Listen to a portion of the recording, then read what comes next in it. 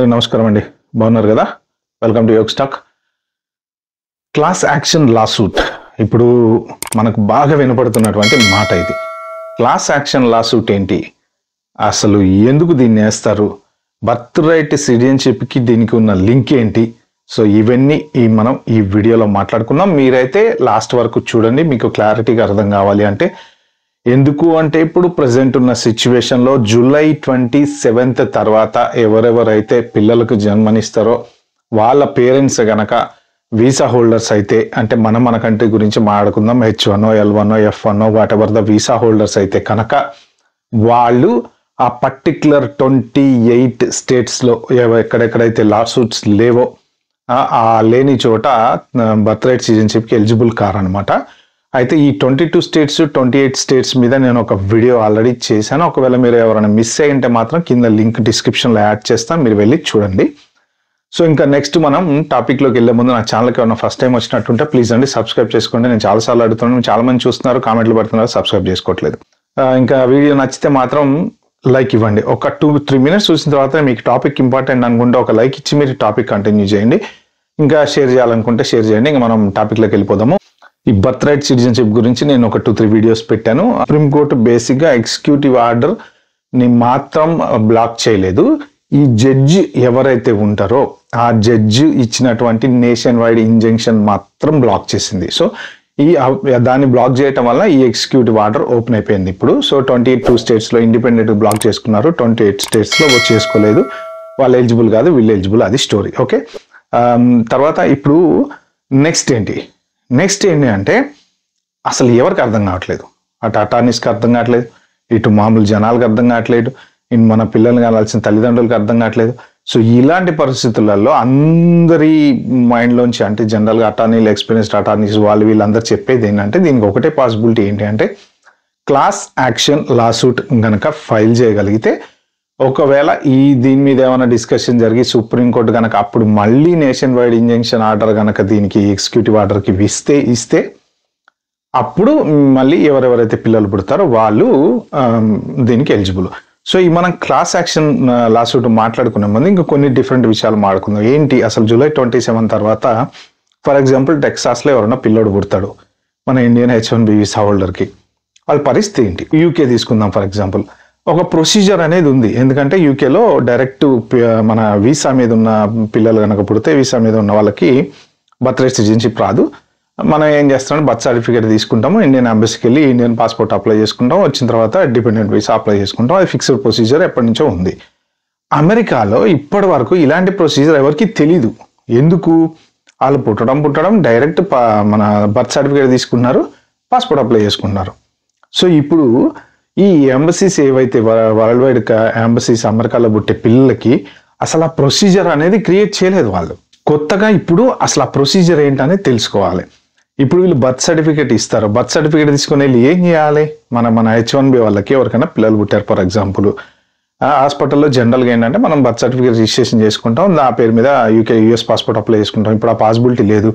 ఏం చేయాలి? Next Indian ఎంబసీకి వెళ్ళి పాస్పోర్ట్ అప్లై చేసుకోవాలంటే అసలు ఆ ప్రొసీజర్ అనేది అమెరికాలో ఇప్పుడు జనరల్ ఒక ఫామ్ అనేది ఉంటుంది కదా, అసలు ఆ ఫామ్ ఉందా, ఆ ప్రొసీజర్ ఉందా, ఇండియన్ పాస్పోర్ట్ అప్లై చేసుకోవచ్చా లేదా అంటే బర్త్ వాళ్ళకి, నేను చెప్పేది బర్త్ వాళ్ళకి. మామూలుగా జనరల్గా ఎక్స్టెన్షన్లు చేసుకోవచ్చు, అలాంటివి ఏమైనా ఆల్రెడీ ఇండియాలో బుట్టి అక్కడికి వెళ్ళిన వాళ్ళవి ఆ ప్రొసీజర్లు అన్నీ ఉంటాయి. కానీ ఈ ప్రాసెస్ అనేది అసలు ఏంటి కరెక్ట్గా, తర్వాత ఏంటి, ముందేంటి, ఏం చేయాలి అనేది ఎవరికి ఏమీ అర్థం కావట్లేదు. అటు తల్లిదండ్రులకి అర్థం కావట్లేదు, టు సే ప్రెగ్నెంట్ ఉన్న ఎవరైతే ఉన్నారో వాళ్ళకి, కాబోయే పేరెంట్స్కి, ప్లస్ ఈ అటార్నీలకు అర్థం కావట్లేదు, అడ్మినిస్ట్రేషన్ వాళ్ళు నెక్స్ట్ ప్రొసీజర్ ఏంటో వాళ్ళకి అర్థం కావట్లేదు, ఒకవేళ హాస్పిటల్ వాళ్ళు పుడితే వాళ్ళు ఏం చేయాలి వాళ్ళకి అర్థం కావట్లేదు. ప్రస్తుతం ఆ కన్ఫ్యూజన్లో ఉందన్నమాట. అయితే దీనికి చాలామంది చెప్పేది ఏంటంటే class action lawsuit. Class action lawsuit అంటే ఏంటి బేసిక్గా అంటే ఇది ఒక సెక్షన్ ఆఫ్ పీపుల్ ఎఫెక్ట్ అయితే గనక, ఇప్పుడు ఫర్ ఎగ్జాంపుల్ ఒక కంపెనీ ఉంది మీకు, ఆ కంపెనీలో ఒక 100 మందిని ఎంప్లాయ్మెంట్లోంచి తీసేద్దాం అనుకుంటున్నారు. వాళ్ళంతా ఒక పర్టికులర్ క్లాస్కి వస్తారనమాట. ఎందుకు అంటే మేనేజ్మెంట్ మీద కేసు వేయడానికి. మమ్మల్ని అర్ధాంతరంగా కంపెనీలోంచి తీసేశారు అని ఫ్యాక్టరీలో వర్కర్స్ లేకపోతే ఫర్ ఎగ్జాంపుల్ వీళ్ళందరినీ కలిపి ఒక క్లాస్ అంటారనమాట. అలాగే ఇట్లాంటి కంపెనీలు ఒక ఫ్యాక్టరీలు ఉన్నాయి. ఫర్ ఎగ్జాంపుల్ ఒక 10 ఫ్యాక్టరీలు 10 స్టేట్స్లో ఉన్నాయి అమెరికాలో.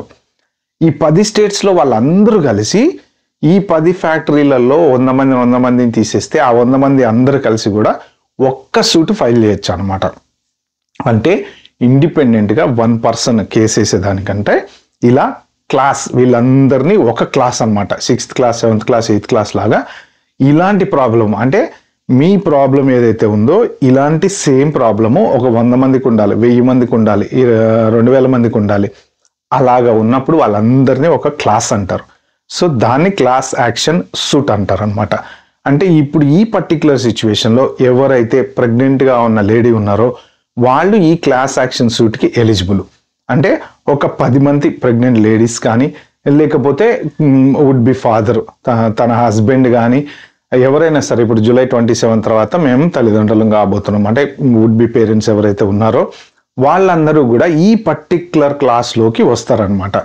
అంటే ఇప్పుడు దీనికి జనరల్గా రఫ్లీ ఒక 20 to 40 పీపుల్ ఉంటే సరిపోతుంది. యాక్చువల్గా వీసా మీద ఇప్పుడు చూసుకుంటే హోల్ యునైటెడ్ స్టేట్స్లో అరౌండ్ 3 మిలియన్ మంది ఉంటారు. H1, L1, F1 other than that citizens కాకుండా. సో వీళ్ళందరిలోంచి ఎంతమంది ప్రెగ్నెంట్లు ఉంటారు, ఎంతమంది పిల్లలు పుడతారు, జనరల్గా స్టాటిస్టిక్స్ ప్రకారం ఏంటంటే 150,000 మంది పిల్లలు పుడతారు అని చెప్పి అంటారు అనమాట జనరల్గా. సో అంతమంది పేరెంట్స్ అనేవాళ్ళు వీళ్ళందరూ కూడా ఈ క్లాస్ యాక్షన్ సూట్లో జాయిన్ కావచ్చు అనమాట. అంటే పర్టికులర్గా అది మీరే స్టార్ట్ చేయాలని లేదు, వేరే ఎవరైనా స్టార్ట్ చేసినా దాంట్లో మీరు భాగస్వామ్యం కావచ్చు అనమాట. అంటే ఆ లా సూట్లో మీరు యాజ్ ఏ పార్ట్నర్గా జాయిన్ కావచ్చు అనమాట. జాయిన్ అయ్యి మనం కంపల్సరీ కోర్టుకి వెళ్ళాలా, ప్రతి హియరింగ్కి వెళ్ళాలా అంటే అవసరం లేదు.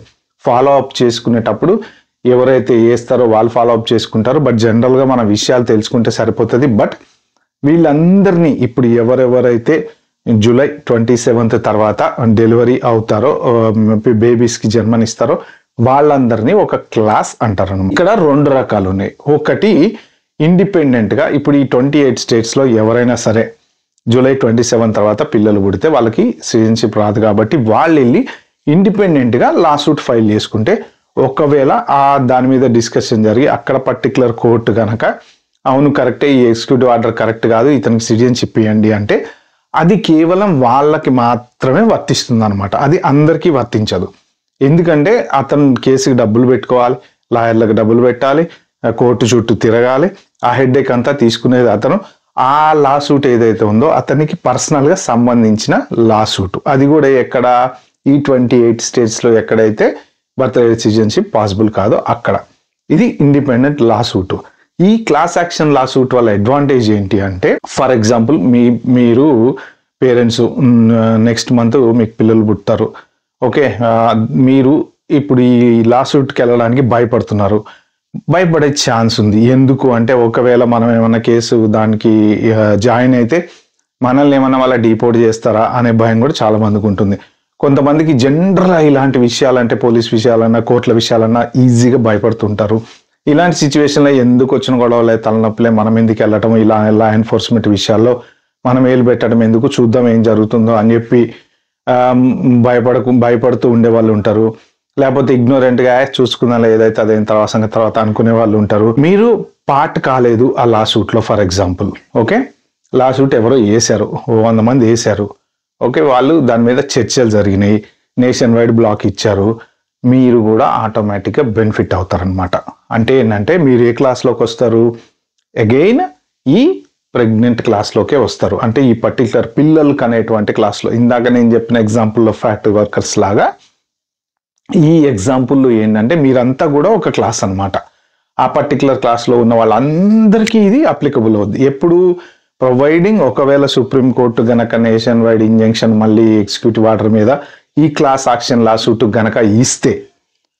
అయితే ఇప్పటి వరకు ఎవరైనా ఫైల్ చేశారా అంటే నాకు ఇంకా 100% క్లారిటీకి ఇన్ఫర్మేషన్ దొరకలేదు. నేను ఒక్క న్యూస్ పేపర్ మాత్రం చూశాను. నేను వెంటనే ఇమ్మీడియట్గా with in same day June 27 అది అయిపోగానే ఇమ్మీడియట్గా ఎవరో క్లాస్ యాక్షన్ లా సూట్ ఏదో ఒక కంపెనీ వల్ల లేకపోతే సాలిసిటర్స్ ఎవరో వేసారని అయితే నేను చూసా. ఆ లింక్ మీకు కింద డిస్క్రిప్షన్లో పెడతాం, మీరు ఒకవేళ చదువుతానంటే దాని గురించి చదువుకోండి. అది ఒకటి. ఇంకా నెక్స్ట్ 27 వరకు టైం ఉంది కాబట్టి చాలా మంది చెప్పేది ఏంటంటే there is a possibility that class action lawsuit వేస్తారు. ఎందుకంటే ఆ లాసూట్కి అయ్యేటువంటి ఖర్చు ఏదైతే ఉంటుందో ఎవరెవరైతే కలిపి వేస్తారో, ఒక 1000 మందా 2000 మందా అందరు కలిసి షేర్ చేసుకుంటారు కదా, కాబట్టి వేసే ఛాన్సెస్ ఉన్నాయి 100%. దీని మీద అంత ఈజీగా ఇది ఓవర్ నైట్ జరిగే చేంజ్ అయితే కాదు అని అంటున్నారు. బట్ దీని తర్వాత ఫర్దర్గా ఏం జరగచ్చు అంటే అసలు దీని మీద సుప్రీంకోర్టులో మళ్ళీ వాదనలు జరిగే ఛాన్స్ ఉంది. బర్త్ రైట్ సిటిజన్షిప్ మీద అసలు ఏం జరుగుతుంది, ఏం చేయాలా, వీళ్ళకి ఇవ్వాలా వద్దా, ఆపాలా ఆపొద్దా అనే దాని మీద కూడా ఖచ్చితంగా ఎవరో ఒకళ్ళు ఏదో రకంగా అయితే దీన్ని కోర్టుకు తీసుకెళ్తారు. ఎందుకంటే దీనికి వేరే సొల్యూషన్ లేదు. సింపుల్ ఎగ్జిక్యూటివ్ ఆర్డర్ తోటి ఒక అంత పెద్ద చట్టాన్ని మనం ఆపుతున్నాము అంటే దానికి ఏంటి నెక్స్ట్ ఫర్దర్? ఇప్పుడు ఎగ్జిక్యూటివ్ ఆర్డర్ ఈ గవర్నమెంట్ ఉన్నంత వరకు వ్యాలిడ్, మళ్ళీ అయిపోతుంది. మళ్ళీ నెక్స్ట్ గవర్నమెంట్ వచ్చిన తర్వాత ఇప్పుడు ఎగ్జిక్యూటివ్ ఆర్డర్ క్యాన్సిల్ అయిపోతుంది, అప్పుడు మళ్ళీ మారిపోతుంది కదా. అంటే ఇక్కడ ఎలా ఉందంటే ఒక స్టేట్లో పిల్లోడు పుడితేనేమో, ఫర్ ఎగ్జాంపుల్ హైదరాబాద్లో పిల్లోడు పుడితేనేమో సిటిజను, తెలంగాణ మన ఆంధ్రాలో పుడితే కాదా? అంటే ఎట్లా? ఇప్పుడు తెలంగాణలో పుట్టినా ఆంధ్రాలో పుట్టినా సేమ్ ఉండాలి కదా, ఇండియన్ సిటిజనే ఉండాలి కదా. అలా ఉంది పరిస్థితి. ఇప్పుడు ఏంటంటే టెక్సాస్లో పుడితేనేమో సిటిజన్ కాదు, వాషింగ్టన్లో పుడితేనేమో సిటిజను. అంటే ఇది ఒక అన్సర్టెన్ డెసిషన్ అనమాట. ఇది అన్ఫేర్ కదా, ఫెయిర్ డెసిషన్ కాదు. ఇప్పుడు ఒక కంట్రీలో ఉన్నటువంటి వాళ్ళకి వర్తిస్తే ఒక రూల్ అందరికి వర్తించాలి, లేదు అంటే వర్తించకూడదు. సో ఇలాంటి పరిస్థితులలో ఈ క్లాస్ యాక్షన్ లాసూట్ అనేది డిస్కషన్ అయితే జరుగుతుంది అనమాట. ఇంకా ఈ హారిబుల్ కన్ఫ్యూజన్ ఏంటంటే దీంట్లో ఇప్పుడు ఒక పేరెంట్స్ ఉన్నారు, ఫర్ ఎగ్జాంపుల్ వాళ్ళకు ఒక బాబు యుఎస్ సిటిజన్, యుఎస్లో బార్ను. నెక్స్ట్ ఇప్పుడు వాళ్ళకి పిల్లలు పుడుతున్నారు, ఒకళ్ళు యుఎస్ సిటిజను, ఇంకొకళ్ళు ఏ సిటిజన్ అవుతారో తెలియదు. H4 అప్లై చేసుకోవాలి, డిపెండెంట్ వీసా అప్లై చేసుకున్న తర్వాత వాళ్ళు డిపెండెంట్లోకి రావాలంటే అసలు ప్రొసీజర్ తెలియదు. ఒకవేళ సరే ఫర్ ఎనీ రీజన్ మనం తప్పదు ఇండియన్ పాస్పోర్ట్ అప్లై చేసుకోవాలంటే ఇక వాళ్ళ బాధ వర్ణనాతీతంగా ఉంటుంది. ఎందుకంటే ఒక్క పిల్లోడు, ఇప్పుడు ఈ పిల్లోడు పెద్ద 21 years అయ్యి వీళ్ళందరికీ గ్రీన్ కార్డ్ స్పాన్సర్ చేసిన దాకా వెయిట్ చేయాలన్నమాట. అప్పుడు అతను 21 years అయిన తర్వాత తల్లిదండ్రులకి గ్రీన్ కార్డ్ స్పాన్సర్ చేయొచ్చు, కానీ మరి ఈ సిబ్లింగ్స్కి గ్రీన్ కార్డ్ స్పాన్సర్ చేయొచ్చా లేదా అది కూడా మరి అది ఉందో లేదో నాకైతే తెలియదు, కానీ పాసిబిలిటీ అదే ఉంది. ఒకసారి తల్లిదండ్రులకు వస్తే మళ్ళీ వాళ్ళ పిల్లలకి స్పాన్సర్ చేయటమే రకరకాల రూల్స్ అయితే ఉన్నాయి కదా. ఇన్ని మ్యాటర్ ఆఫ్ కన్ఫ్యూజన్స్ ఉన్నాయి అనమాట దీని మీద. ఓకే ఫ్రెండ్స్, ఇది ఈ వీడియోలో నేను షేర్ చేసుకుందాం అనుకుంది. ఆ 22 states గురించి నేను మళ్ళీ ఒక్కసారి క్లారిటీగా చెప్తున్నాను. నా వీడియో ఎవరైనా మిస్ అయి ఉంటే మాత్రం వెళ్ళి ఒక్కసారి చూడండి, మీకు ఒక ఐడియా అయితే వస్తుంది. ఫ్రెండ్స్, ఈ వీడియో మీకు నచ్చినట్టుంటే ప్లీజ్ అండి like share subscribe my channel. Thank you.